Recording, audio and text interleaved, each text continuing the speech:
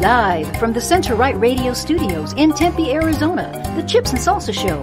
Conservative conversation, picoso, not mocoso, with Don Jorge Ortiz and Alicia Lara. George, former California Democrat union man turned legislative GOP chairman. And Alice, former New Mexico Democrat turned legislative GOP district state committee woman. Together, they are your Chips and Salsa Show hosts. Get your guac on now with George Ortiz and Alice Lara. Can you believe it? It's Saturday afternoon, it's 4 p.m., and it's time once again to get your guac on here on the Chips and Salsa Show. I'm Alice Lara, and I'm so happy that you decided to tune in. Maybe you're watching us on Facebook or CenterRight.live, or maybe you're just listening to us. That's cool as well, because this is your political radio show. And very noticeably absent is my partner in radio crime, and that's Don Jorge. George Ortiz is not with us today because he had to work. You know, I always call him, he's the hardest working guy in Arizona, man. He does all kinds of stuff, security, political stuff, man, and he just couldn't be here today. But don't worry about it, because we have a full show today, August 4th, 2018. And if you catch, or excuse me, if you don't catch, you miss any part of the show, what you can do is you can go to CenterRight.live and you can watch the podcast, or you can go back on Facebook where we're broadcasting, and you can just see it again, because all kinds of ways. In fact, hopefully, I think we're up on Center Right Radio. You can go there and you can share it. And please share it to your personal profile. We are still spreading the word. Okay, we've got a great show for you today. I'm going to tell you who the guests are, then I'm going to do some housekeeping, and then I'll start bringing them in. A little bit different format today, because usually we have breaks, but we're not going to have breaks today. We're going to go the full hour because we have so much to do and talk about. So that's kind of, you're in for a treat. We won't have to break. We might take a little break to tell you about our good sponsor, One Truth, but no official little commercial breaks. First of all, I want to give a shout out because I think that we're going to have a new intern. Dun, da, da, and that is Armin Zayo. Did I say that right, Armin? Did I say that right? Enough. Okay, close enough. Okay, very good.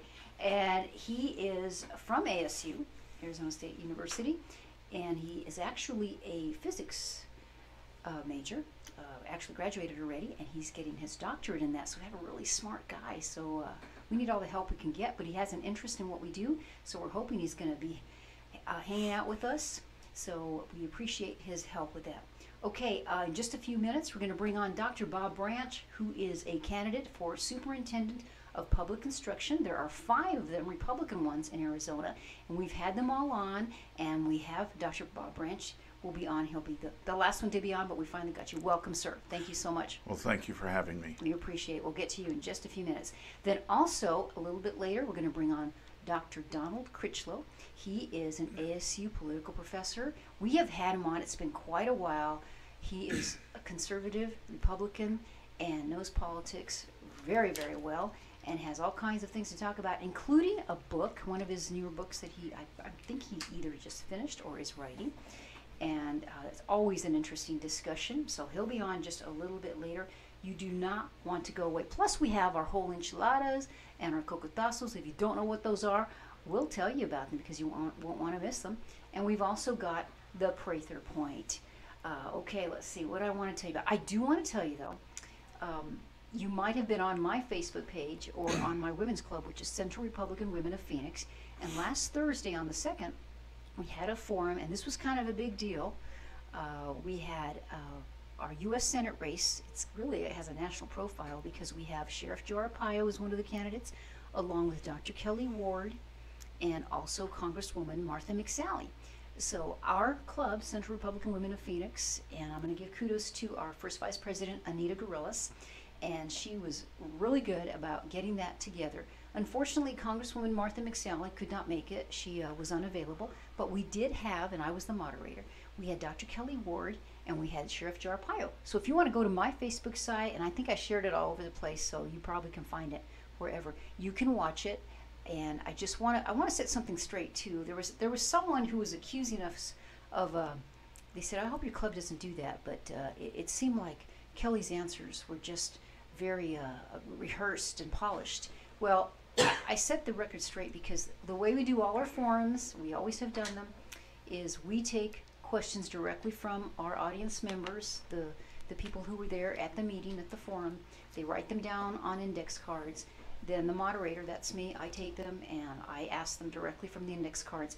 I don't always ask all of them because there could be 3 that are the same, so then that we don't want to duplicate efforts. And then we allow 10, 15 minutes at the end of it, and we go directly from the audience. So, because sometimes by that time people have thought of other questions to ask, and then they directly can ask them. So one's anonymous for people and one's not.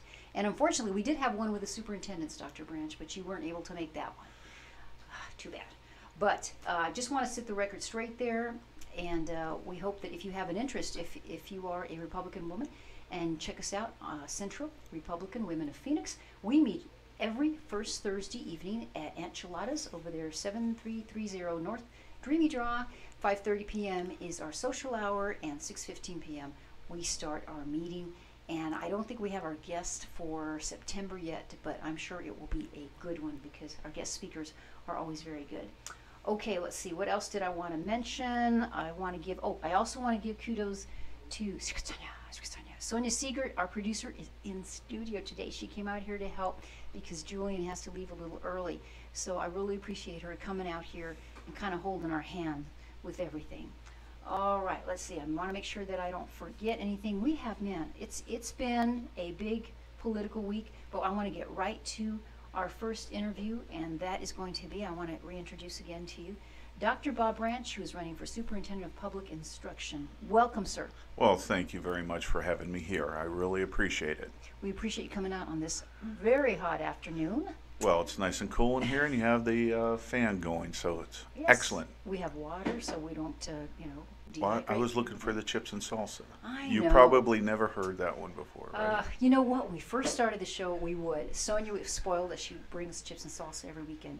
And now we're just so busy. We got to get back in that trend, though. You're right. I think I'm going to start asking the guests to bring the chips and salsa. What do you think about that? I would have brought them. I absolutely next would have time. brought them next time. Next time. We appreciate you coming in, and your lovely wife, Adele, is also in the Adele studio is here, audience. yes. Thank you so much. We just hit 38 years of marriage 2 days ago. Wow. On the 2nd, yes. Congratulations. Well, thank you very much. That's fantastic in this day and age. That's great. Okay, so let's get right to it. Give us a little 3-minute bio on yourself, sir, because I'm sure that you can do it better than I could. Well, I appreciate that. I am a veteran. While I was in the service, I met and fell in love with Adele. I'm a father of a vet. After I left the Air Force, went into computer chip design and development, went into the sales and marketing, eventually the corporate management, corporate leadership, and eventually corporate ownership. About 16 years ago, I was asked to teach my knowledge at university, and since then I have held the position of Dean of Education, Dean of Technology, Campus Director, and I'm currently the lead faculty and the content chairman for the largest doctorate program in information systems technology. I teach at the #1 and #2 Christian universities in the world. I teach at Grand Canyon University, and I also teach at Liberty University, the first to back Trump. Yes, Wow. there you go. Wow. And now at Grand Canyon University, I teach teachers at the doctorate level. These are teachers, my average student has about 12 to 14 years K-12 experience, and they want to learn how to run school systems, and so to earn their doctorate degree. And over at Grand Canyon University, I teach them how to change leadership, change management, how to empower teachers, and how to lead large learning organizations. So for well over a decade, I've experienced firsthand the failures in our education system. So I'm the person in this race that not only has a bachelor's degree, but has designed bachelor programs, not only has a master's degree, but I've designed 2 MBA programs. And I'm the only candidate from any party with an earned doctorate, but I've also designed DM and PhD programs. I'm in this race because of somebody that you have sitting right back behind you on a picture, and that's President Donald Trump. I am a big Trump supporter. I am the Trump candidate in this race, actually. I'm running against several never-Trumpers. When President Trump said that he wanted to dismantle the U.S. Department of Education, that was that day I said I am running for this office, because if we end the federal mandates that are coming down into the state, and then we can take Title 15, which governs our schools. We can then rewrite those, and then we could get rid of many of the unfunded mandates that are going down to schools. Then we could bring back true local control. Because in our school systems, right, in our Constitution for our state, and yes, our state has a Constitution, it says specifically that you have the right to local control. However, as soon as you take any federal money, you give up that local control, because now you have mandates that you have to teach to. Mandates like No Child Left Behind, Common Core, and now we have the AZ Merit Test that half of our students can't even pass. So I look to get rid of those. And that's the reason why I'm running for this office, to fix education. Because if you look at other people's credentials, my whole career has now been in teaching. I'm the person right now that not only has the leadership, the business leadership experience, but I'm the only person in this race that really has the education experience. I have taught many of our superintendents, many of our principals and administrators, and thousands of our teachers. So when I walk onto a campus, chances are people know who I am. So I don't walk in as the politician that has a bachelor's degree that says, I know how to run education better than you. So I thank you very much. And I'm also your superintendent of public instruction. I wish I will be, but I'm also your commissioner of Park and Recreation for Maricopa County too. I'm in my 4th term, so if you enjoy our parks, you're welcome. If you don't, tell me what I can do and we'll help make them better. That is quite a resume. It really is. Well, thank you. And because you have this resume, so a lot of people don't understand what the superintendent of public instruction actually does. I ran the forum, and the current, just for those of you who are listening outside of Arizona, we do have the incumbent running, and that's Diane Douglas. She's our current superintendent of public instruction. And one of the things in these different forums that will happen is one of the candidates will say, well, I'm going to do this particular thing, or this is what I'm going to change. And many times she is able to rebut and say, well, actually, you really cannot do that. So why don't you kind of explain the role of the superintendent of public instruction, and maybe something that people don't actually understand about it, the general public? Well, first of all, in our Constitution for the state of Arizona, we have 5 executive offices guaranteed. Governor, Superintendent of Public Instruction, Attorney General. You also have the Secretary of State, and I'm sure I'm missing one. But you have the 5 executive offices, and in those 5 executive offices, they are elected. So they're your voice, they're the people's voice. So even though currently Ms. Douglas would say, well, it's not my job, or I can't do it, or if I sit on a board, I'm only one vote, well, you're the loudest vote because you're the people vote. So the superintendent of public instruction, what they are supposed to do is they are to superintend by law all public instruction. They are to also manage all work done by the Department of Education. So it sits on all statewide boards, from charter school to Board of Regents to the Board of Education for the state.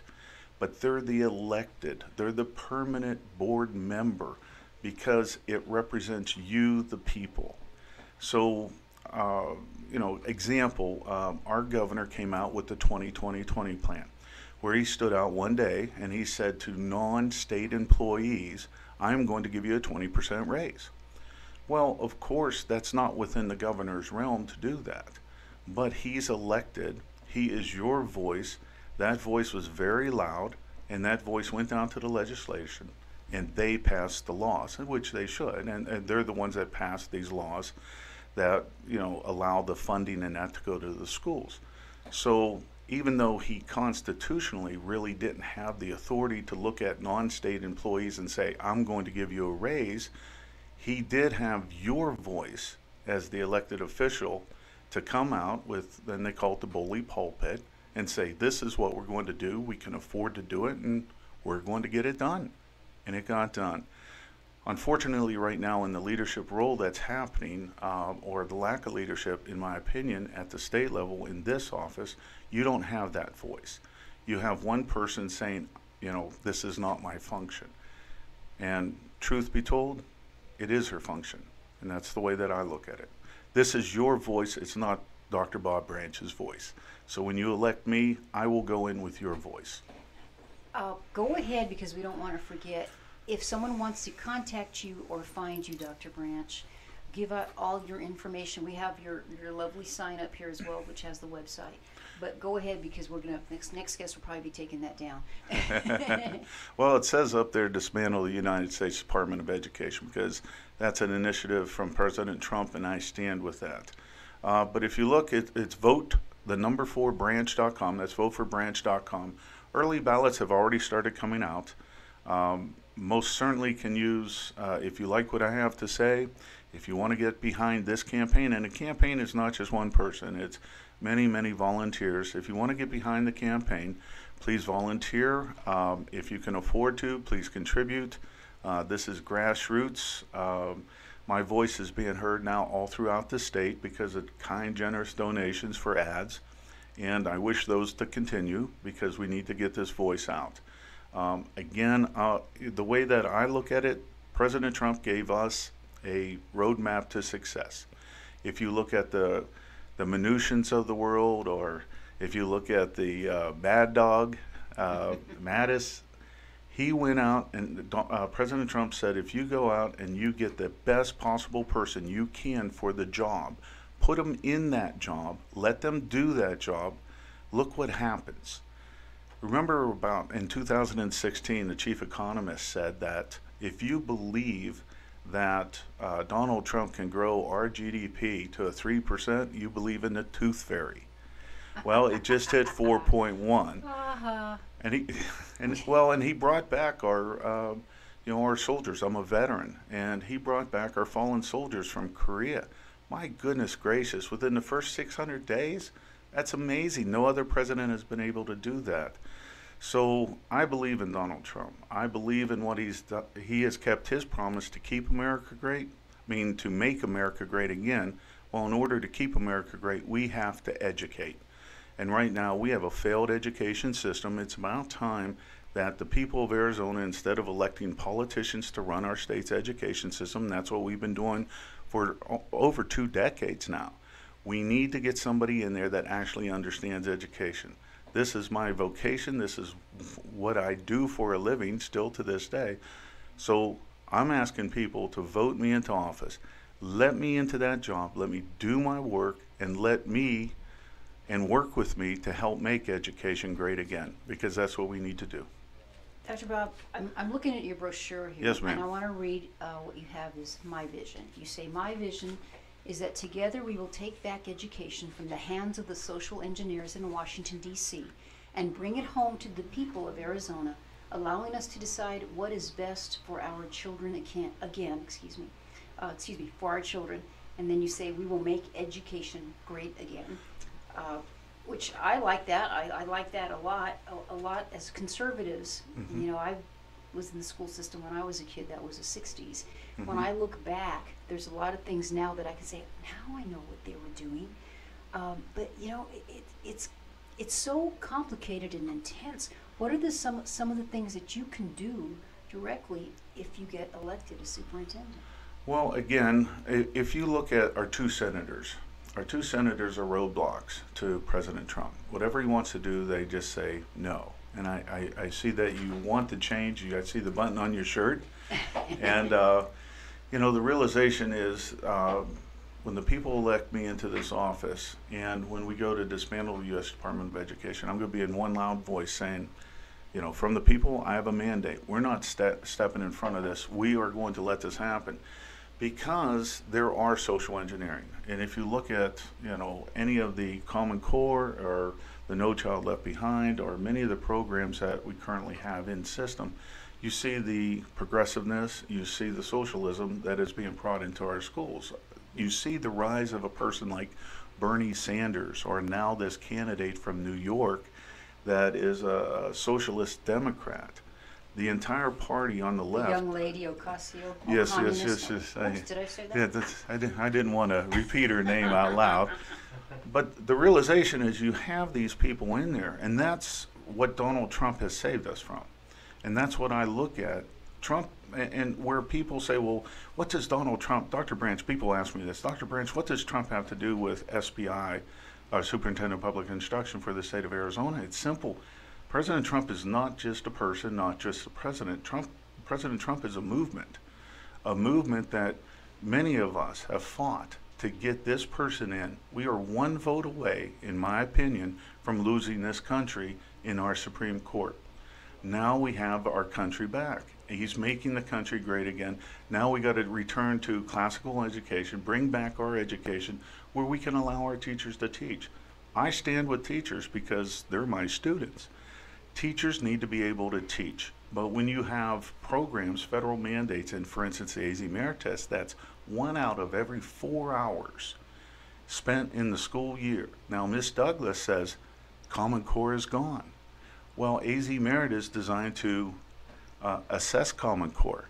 So why are we assessing Common Core if a Common Core is gone? And she doesn't have an answer for that. When I ask this, she just says, well, it's just not me. It's not, in my purview. But it is. We need to come in and we have to understand that teachers are teaching to a test that over half of our students cannot pass. Many of our teachers do not like this test at all. They would rather teach. And there are other federal mandates that come down as well that get in the way of our teachers teaching. So therefore we have over 2,000 vacancies in our school system. We have classrooms without teachers. We have some schools without math teachers because we can't keep and maintain quality teachers. Well, we need to keep and maintain quality teachers. And the way that we do that is get rid of some of these mandates and allow our teachers to actually teach.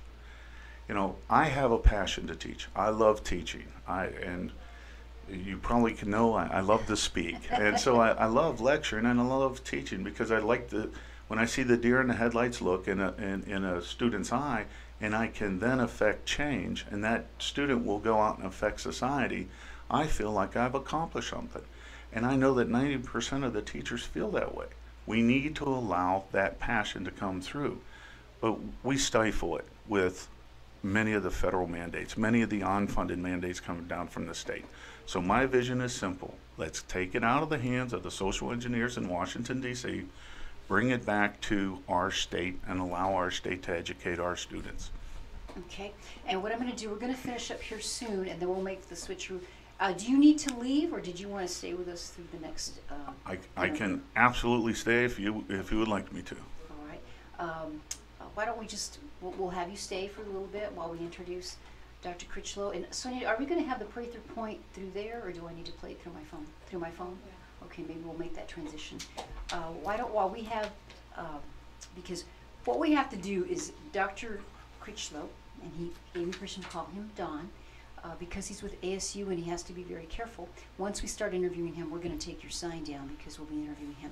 So why don't you go ahead, give your details out again, and I'm going to look for the pray through point, and then we'll have the professor come in at the same time. How do you like that? We'll multitask, right? I love it. Okay, go right ahead. You got the mic. Well, I am Dr. Bob Branch. My website is vote4branch.com, so voteforbranch.com.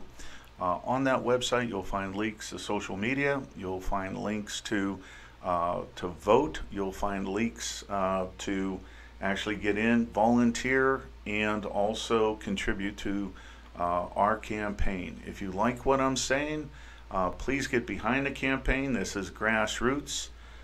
Every single dollar that we raise are going for, right now, for radio type of spots, advertising spots, and also please share with everybody. If you like what I have to say, get on social media. Tell your friends on Twitter, tell your friends on Facebook, voteforbranch.com, and let's bring education back to our state. Okay, wonderful. We really appreciate you. I like your button, by the way.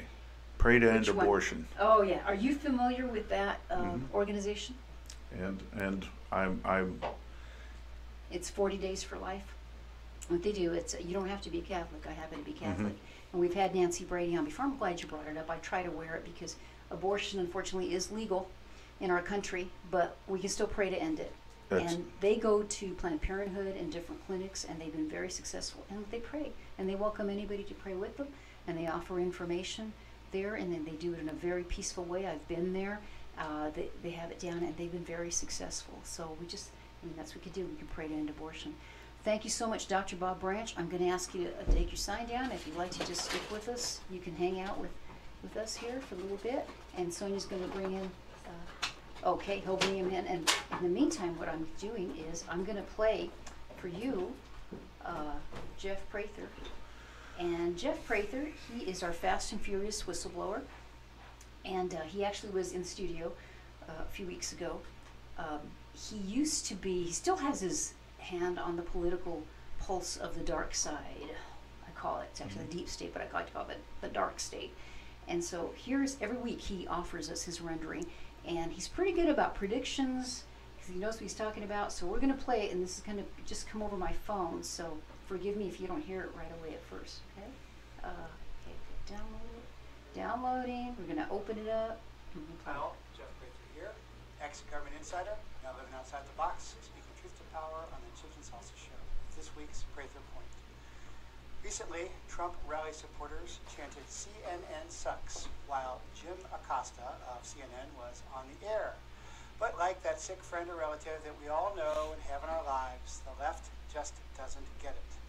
This week's Fox covered the military ceremony honoring the return of the remains of Korean War dead. I served in Korea, by the way, not during the war, after. But CNN barely covered it, and then they questioned the remains. The message is clear. The left just doesn't get it. Americans honor their veterans. They trust them. The numbers are like 75 to 80%. July 30th was National Whistleblowers Day. There are now so many of us. We have our own day. Americans have had it with left-wing lies. From you can keep your doctor to Fast and Furious to Benghazi to the bizarre stroke testimony to Comey ad nauseum. And it's much worse than they think. As an ex-DEA and DIA professional who was simultaneously credentialed with both agencies and had TS clearances in DOJ, the Intel Committee and DOJ, I well know the difference between evidence and intelligence. They don't mix. Evidence has to come out in court. Intelligence has to protect its sources and methods. The Russian collusion, which is not a crime, by the way, it's conspiracy under the law, was under Obama's watch. The FBI, DOJ, intelligence community, IC bias is starkly clear. If you're dead, you get a deal or a pass. If you're conservative, you're arraigned at gunpoint, locked in solitary, and charged with anything and everything, just as Flynn was. Even so, remember, Dems refused to let the FBI examine their servers. Dems' claims were based on Dem-paid CrowdStrike claims. But the February clickbait indictment called Mueller's bluff when he asked for a delay and the judge refused. Now the judge in the Manafort trial has repeatedly warned the DOJ to stop trying to bias the jury. That's nothing. My fellow friend and former ATF agent, fellow whistleblower at his trial, Jay Dobbins, the judge ruled the DOJ lawyers had actually lied and committed witness tampering. Funny thing, he did the same thing to me, although I was never charged. The FBI have become political clowns, claiming conspirators used CC Cleaner to delete Democratic tracers. I wonder if they used the free or paid version. Podesta was hacked by phishing. It's ridiculous. And on page 15 of the indictment, they're saying that the hackers logged on to the servers and spent 37 minutes searching files. And what were they searching for? Evidence of Russian hacking. This is a clown investigation and a politically biased witch hunt. That is totally the truth. And that's good news because the American people are no longer buying it. For more Prather, go to jeffreyprather.com or warriorschool.com. This is Jeff Prather on the Chips and Salsa Show with this week's Prather Point. And that was Jeff Prather. Dr. Branch, before we introduce our next guest, do you have any comments about that? Well, I'll tell you what. First of all, what a hero, right? I remember when the Fast and Furious hit. At the same time, there was the earthquake and the tsunami in Fukushima, and it was kind of buried. But when he came out, and I remember seeing this, many of us went to it. I actually spoke before our Senate on that. Oh, you did? I absolutely did, because I went down there with a group and we demanded that we wanted an investigation, because if you remember at the time, the president of Mexico came up to our capital, basically said that the people of Arizona, and I'm a Second Amendment activist, but basically said that it is because of people like me that guns were walking across into Mexico. But blowing the whistle on the Fast and Furious just, proved that, number one, it wasn't us that was doing it. It was actually the administration that was doing it, and they brought this in. So I went down to our Senate and I wanted an investigation, because I know many of the gun store owners, and some of them were in the middle of this, where they actually called up the FBI and said, wait a second, I have somebody in here, they want to buy 250 AR-15s or whatever type of guns they were, and they were told, go ahead and sell them. Now we look bad, and the president of Mexico at the time was on our state, not our state, but on the federal, in our federal Capitol building, demanding that we change our border laws. And we actually did change border laws on how many guns we could actually buy on a single day in our border states. And to me, that was absolutely wrong. He's a hero in my book. I like what he has to say. Awesome, and I hope we get to meet him someday. Sure. Thank you very much, son. Are you going to hang out with us for a little bit longer? Yeah. Well, you can if you want, yeah. So, Okay. if not, good luck on your campaign. Awesome. It's up to you. And So. I want to introduce to our audience, and it's so good to have you back again, Dr. Donald Critchlow from ASU, Well, political professor. What a wanted pleasure to be back here. Always enjoy talking with you, Ellis. Thank you, and I want to say Donald Thomas Critchlow was born, well, you want me to give this? May 18th. I won't give your age, but you're a little older than me. In Pasadena, California. He was educated at Maryvale High School in Phoenix, Arizona. He graduated from San Francisco State University in 1968 and received his MA 1972 and PhD in 1978 from the University of California, Berkeley. You came out of Berkeley and you're still a conservative Republican? I became one. You became one. Maybe is that why? Oh, okay. So did he leave? I wanted to say officially goodbye. Okay, good. All right, good deal. Anyway, we're so happy to have you back, and there's a lot of things we want to talk to you about. But what I'd like to ask you first and foremost, you still teach at ASU, right? That's You're right. Still teaching. And the way I heard about you, I have to tell you, maybe you remember the story when we first had you on, but I call her my little cousin because she's so much younger than me. But she was going to ASU, and she is not a Republican, but she is a thinker. And she told me, she goes, you should have Dr. Critchlow on because she took a class under you. And she was very impressed, and she was smart enough to recommend you to me. And that's how I even heard about you. So way to go, Austin. I'm giving you kudos here if you're listening very much. She actually listened, and it was great. Are you out of here, Dr. Bob? God bless. All right. Thank you so much. Thank you Appreciate you very coming in. Good luck with All your right. campaign. Good luck with your campaign. All right, very good. So I want to ask you first and foremost, because you're out there and you touch the students all the time. Mm-hmm. Do you think that our students are becoming a little more conservative with the social media and getting more information? Is that changing at all? No, I think the students are becoming a little bit more liberal, left wing. They're becoming more liberal. Yes. Wow. And is there anything that we can do that? I mean, I try to be encouraged because I do run across a lot of young men and women, and they are conservative. A lot of times they're like I used to be as a Latino. You kind of just kept quiet about it because people, first of all, they wouldn't believe that you were conservative or Republican. Right. But I will run into them and say, well, I just don't say anything because so many people aren't. What can we do to change that? Well, I think first of all, I think the politics is changing among the young people. They don't have the same ideological focus, even as conservatives, as older conservatives might have, and the same way with the progressives. They're very mixed on issues. So on issues that you think they would, they're not consistent, I guess.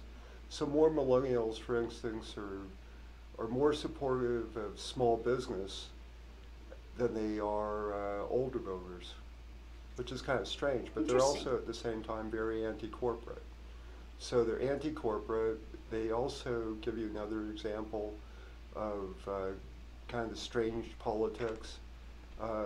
Millennial voters are much more in favor, about 40% of privatization of Social Security, unlike conservative voters who want to protect Social Security. So older conservatives will want to protect Social Security, Medicare, that's their benefit, but younger voters want to privatize it. So that's the kind of mix of politics that you're getting. On many social issues, they tend to be more liberal, gay marriage, but on the other hand, they tend, on the whole, to be a majority of them oppose abortion. So, because I think it has to do with technology, in part, seeing babies on ultrasound, so I think that's changed. So we're in a new period of politics in this country. And what you're seeing is both parties being challenged, the establishment's being challenged. We see a lot of grassroots activism on the right, grassroots activism on the left, challenging party establishments. And what happens when you're in the throes of this kind of cycle that we've experienced throughout American history, it looks bizarre. Tensions rise, you get violence, you get people yelling at one another, but the parties ultimately respond because there's an upsurge on the voters. I don't think Trump represented that, but we're just in the beginnings of this cycle. So, although it's a very distressing period, I think it's a pretty exciting period if you could step back from it. I love the way you put that because, yeah, I agree with you. It is. And, you know, Trump, whatever you think of him, even if you're a Republican and you don't really care for his style, because he has a very brash style, but a lot of things are getting done. And I think the media, sometimes on purpose, they don't want to let you know that. But, you know, how can you avoid a booming economy? And as Dr. Bob Branch said, the Korean War remains coming home. There's so many things that are good. And it's too bad, just as Americans, we should unite and say, you know, it's a good thing. Maybe you don't like that guy. Maybe if Obama did something great like that, I'd still say, okay, you know what? He wasn't my guy, but it's something good for our country. Are the kids, are they smart enough to be that way and acknowledge it? Well, one thing what we've seen is about 85% of Republicans now are pro-Trump, which is quite remarkable. It is. At the same time, we're facing a cultural war that the progressives dominate. It doesn't mean everybody in these institutions are progressives, but what it means that they dominate the news media, much of education, the news networks, and the arts. And so that's what we're fighting against. And in education, as Bob Branch was saying, you're getting basically 12 years of a lot of political correctness being taught in the schools. So it's not surprising that by the time they reach university, college, that they tend to be, you know, left-leaning. So and it's just not what's being taught in the classroom. It's the kind of climate that they have. You know, they're taught to be, and I think we all agree with this, that diversity is good, tolerance is good, but at the same time, tolerance shouldn't extend to people that really are seen as conservatives, or so you have this kind of climate where they're taught this without very much understanding of the core principles of the Constitution, the core principles of this country, the core principles of a market economy, of why we're so prosperous, and those kinds of issues. So that's what I think we're facing right now. Well, I really want to commend you because you must have a very interesting task when you teach your courses, and I'm sure you get some people who challenge you, but you've been doing this for so long and you're so knowledgeable about it. Now let's see, we've got, I want to get it through a lot of this stuff, and I know I want to talk about your book also, but I do want to ask you. Let me just Go let me ahead. just say this. Please do. What I love about my job is teaching. I love teaching, Good. and I've always taught in overload. But where I reach students isn't by going in and proselytizing or preaching. I don't go in as a Republican. I don't go in as a conservative. I present the material. What I'm doing is presenting different material. You mean you teach? Yeah, I teach. So instead of talking, obsessively about identity, victimhood, history, I talk about other things that happen in America, like the founding of the Constitution, political change, how it happens, grassroots activism, citizens' participation, why we, the ups and downs of the economy, but how basically life was getting better for people. And that's what they like. It's refreshing to them because they've gotten 12 years of either boring, dull history or history of basically victimhood, how bad America is. So I don't come in and say I'm not going in and saying that God has endowed America with this mission to save the world. I'm not preaching. I keep my own views out of it. But then I welcome challenge from the students. That's the other thing they're not getting. I have heard so many students tell me how often when they challenge a teacher, just not at Arizona State, but other law schools actually as well, that they're knocked down by the professor. So that's the environment. So by having an open environment, having an environment that's just not obsessive in teaching about identity politics, that's what students like, and that's why our classes in the program in political history and leadership, which is privately funded, a program at ASU, that's why we get a lot. Our classes fill with students. That's fantastic. And you are also available to go and be a public speaker, right? If our clubs wanted to have you as a speaker. Absolutely. I speak a lot around the area and the state. Enjoy it. It's great to go get out of the so-called ivory tower and go out and meet, if you excuse me, like real people, as opposed to a bunch of academics who have their heads in the clouds a lot of times. Let's go ahead, so because a lot of people listen to, from Republican clubs, women's clubs, and other organizations. What's the best way to reach you? Should they just email you or call you? What do you? They can reach me at Arizona State, Donald. Okay. .Critchlow, ASU, EDU. Okay, great, good. I want to ask you about, Trump did draw in voters. Do you have an idea of where the Hispanic vote stands now? Yeah, I'm not sure about that. I think that's in the last election, he received about 29% of the Hispanic vote, which was higher than Mitt Romney's. Mm-hmm. Yeah, it was quite good. But the Democrats have really targeted the Hispanic vote with voter registration, and Arizona is in the crosshairs here. And we may very well become headed toward becoming a purple state.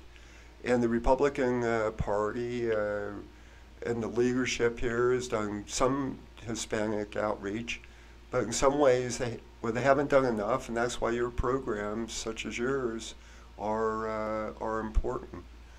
Because the Hispanic vote is a critical vote. I think we should have gotten immigration off the table this last Congress. It's being used as a wedge issue to get by the Democrats to get the Hispanic vote, and we needed to clear this off the agenda and campaign about the Republicans need to campaign about the good economy, the prosperity that Hispanics are enjoying right now, full employment, and talk about other issues, but they're going to talk about, you know, separation of children, DACA, deportation of hundreds of thousands of people, and it puts Republicans, when you're on the defensive, you can't go on the offensive. You know, that's a really good point, because you always feel like you're on the defensive. And what's great about courses that you teach, and you have the knowledge of it, because, you know, I can go back and I can tell people, well, you know, I followed politics a long time, and the history of it. For example, under Obama, these things, the kids were in cages that you so want us, that only Republicans do Right. this. And what's great is because of you being a instructor of political history, you know all these things, so you have the cred, you have the credentials to teach this. And if you could just record some things for me, and I'll keep them on my phone, and then I can play them. Maybe that's how I can convince people, because I tell people, don't believe me, look up the history, you know. But there's so much bad stuff available out there. What would be a good way to defend yourself without coming off so defensive?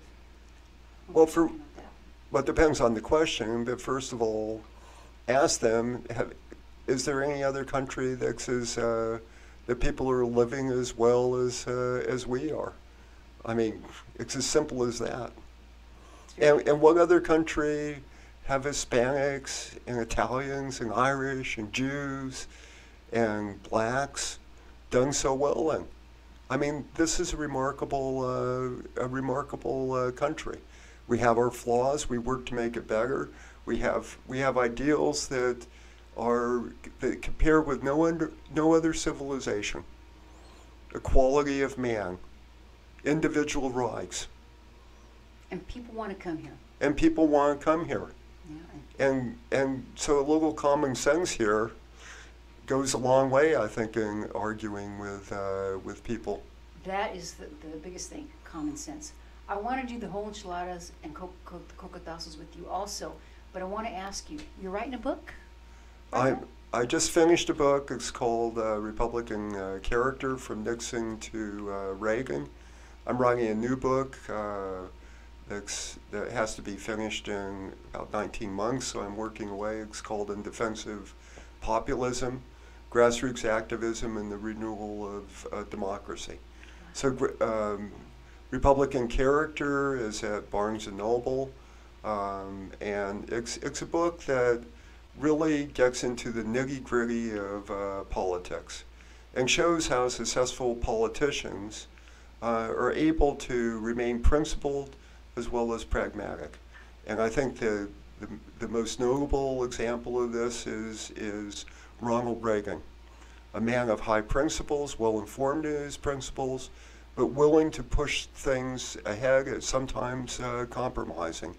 If you think principle, if life is only one of principles, you shouldn't be one in the legislature, you should be in the monastery. Because politics is about getting things done for the good of the country. And sometimes you have to compromise on small things, but you need to move forward. Well, can we make that required reading for all the politicians in Arizona? Wouldn't that be cool? That's presuming all of them could read, but anyway. Oh, I didn't say that, he did. Well, you know what? I think that we should start mentioning that, because Republican Character, that's awesome. And you've written several books. Yeah, I've written quite a few, yes. That's great. Have you written textbooks that you use? I have written a textbook, but I don't use it anymore because I've written about 25 books actually with Wow. quite good presses. Wow. So I meet people and they say, "Oh, I'm an author too," and I say, "Oh, who published your book?" And they say, "Oh, I self-published it on Amazon," which is great. You know, I'm glad they took the time to do that, but it's a little, you know, so when I say I've written 25 books, none of them have been self-published. So I'm perhaps not that competent to self-publish my own book. Well, we really need to have you back more on a regular basis. I know you're going to be starting school here soon, the semester, but maybe you can come back during the semester and we can get an update. You can bring your book so we can show it and everything. And Well, we maybe love that. get Now that you're in Tempe, and by the way, your studio is beautiful. It's really, really quite nice. Well, thank you so much, and kudos to Brandon Jones. And you know, he put this together, and he's actually the chairman of our LD27. and he's fantastic. I'm sorry you didn't get to meet him today. He's out of town, but hopefully the next time you will Absolutely. get to meet him. It's Wonderful. great. And you keep up the good work, Alice. Well, thank you, and Yeah. I'm You're not, all over social media. You've extended Is that good or bad? That's good. So I think you're doing a wonderful job. You're really on a roll here. Oh, I really appreciate it, and I'm not letting you go yet because I want you to help me with the cocotazos and the whole enchiladas. First of all, do you know, Don, because I get to call you Don, do you course know what a cocotazo is? Have you heard that term before? No. Okay, well, I'm You, gonna you're tell going you. to embarrass me here with. it's I have to just- take a quiz. Yeah, well, this is Is this in fun. Common Core? I This don't is- know. No, it's not Common Core, don't worry about it. Okay, go ahead and tell me. Oh, and by the way, I don't want to forget, but next week, you guys, we might want to make sure that you tune in because we're going to have Sid de la Fuente. Oh. That you should meet. Do you know Sid? By any chance? Have you met him? I've heard of him. Yeah. Yeah, and he's starting up a group for Latino Republicans. He's from California, former Democrat, very dynamic guy, and he'll be here in our studios anytime. And you have time to stop by if you're in the area, please do. Just give me a little text and come by. Well, that's great. So a cocotazo. For those of you who follow our show a lot, you probably know what one is, but I always like to say what one is. Usually George is the one who tells us what it is, but my culture, my heritage is the Mexican heritage, and there is a tradition, I'll say, that if your mama was mad at you because you did something stupid or dumb, she would take off her chancla, that's her shoe, her flip-flop, and she'd throw it at you, you know, how dumb you're for doing that. Well, in the Puerto Rican culture, George is Puerto Rican, you know, what they do is they kind of just give you a knock, you know, knock you on the head, a noggin. I think that's kind of universal with a lot of people. Okay. I always joke that in my family, my mom never did that. She didn't have to because my dad just looked at his belt. And you behaved. All You right. did what you had to do. All right. So what we do each week Uh-huh. is we keep track on our Facebook page. And if you ever, anybody who's out there and follows our Facebook page, Chips, Letter, and Salsa Show, go ahead and submit a story. It's fine. And people that have done just dumb things, like Maxine Waters is on there quite a bit because she's done some interesting things. Oh. And we nominate them for the Cocotazo. I Award. got it. Got Yeah. it, yeah. Okay, so we have some stories here, and what I do is I just go down the list, and Armina, if you have a vote, you know, make sure you want to tell us what you have. So the first one is Austin, Texas. It's considering changing its own name amid concerns about Confederate monuments, and this stuff drives me crazy. Don, have you heard about that story? Oh yes, right. Oh, gosh, okay. So that's number one. Number two, police in Sanctuary City, and we believe this happened in Portland, refused to help ICE agents who called 911. Right. And there was a call to the mayor. He said, come on, mayor, you know, do this. Nope. And that's Portland, Oregon. It's very unfortunate. It's too bad. Number three, illegal alien deported 5 times from the United States was sentenced for a 3rd DUI. And like you were talking about, our immigration system, we still have so much to do on that. Yeah. Well, he's too drunk to drive across the border, I guess. Yes. Oh, that's enough. Number 4, feuding rappers brawl at the Paris airport and cause flight delays. By the way, you can go to our Facebook site and you can see all these. Did you happen to check out those guys? I haven't seen this one. Oh, yeah, it was crazy. And then the last one, which is kind of one of my favorites, CNN's Jim Acosta, however you want to say his name, Acosta. cries about how unfair everything is. And there's been some videos put together, and they have you'll remember that ad, and it was the Indian chief, and then he has a little tear. at the Oh, end of it right, for about yes, pollution. right. You remember that from the 60s or Sure, the 70s. environment. So they did that. Sorry, my phone's buzzing here.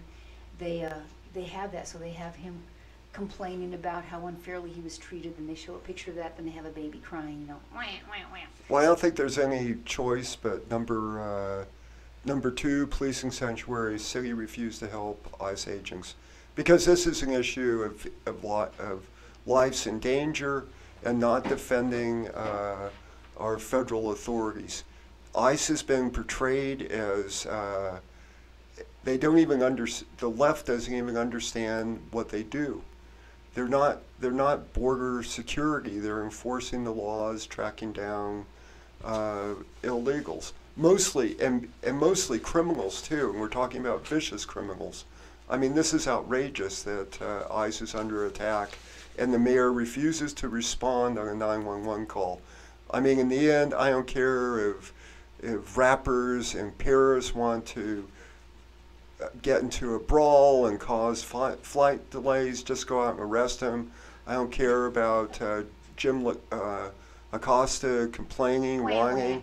Yeah, I mean, in Austin, Texas, you know, if people in that town want to change their name and embarrass themselves from Austin, that's fine with me. We compete with Texas for economic growth in this state.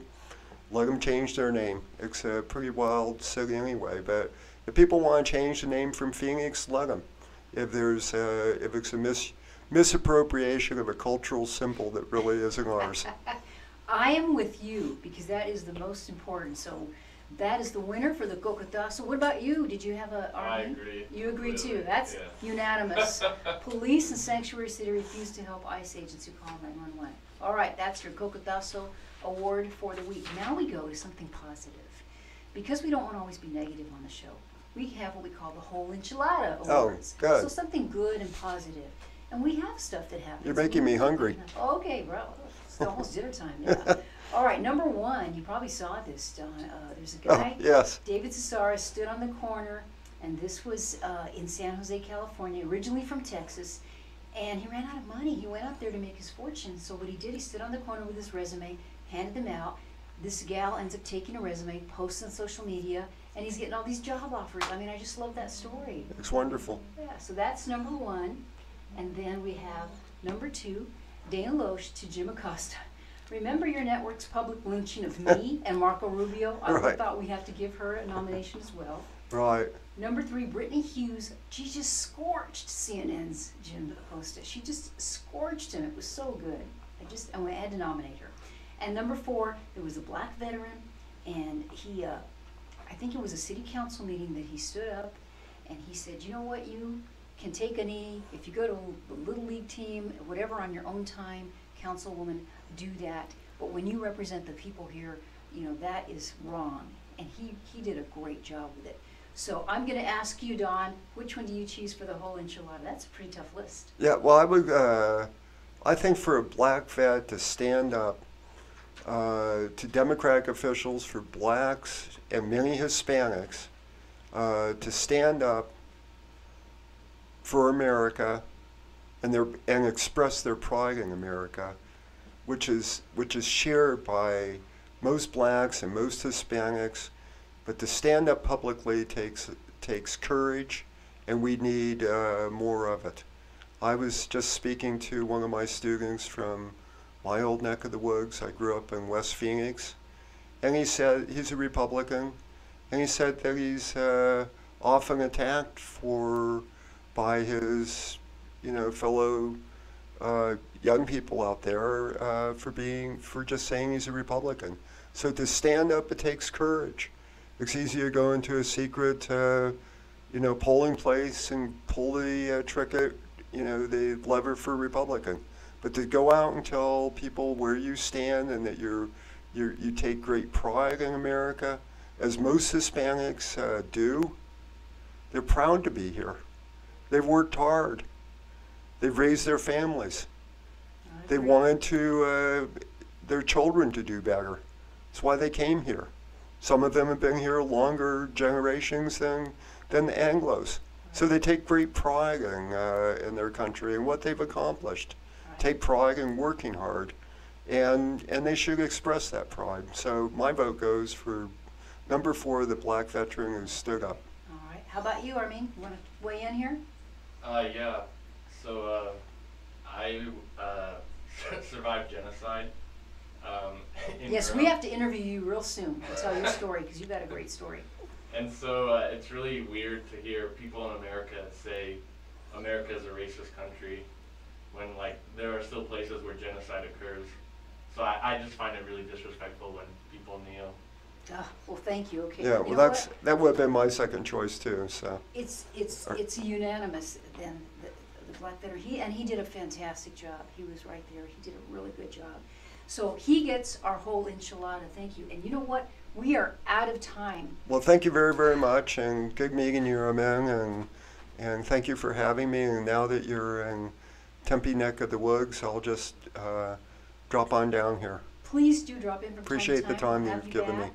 So remember, if you are going to ASU, you do want to take Dr. Donald Critchlow's class, Political History.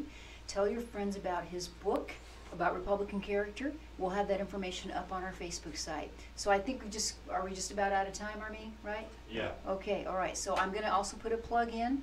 Please listen to us next week, Saturday at 4 p.m. here. Thank you so much, Don, for coming in.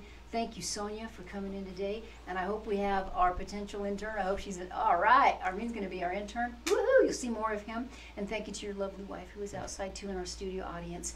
And be with us again for another edition of the Chips and Salsa Show here on Center Right Radio. Have a wonderful weekend and walk on. Yeah.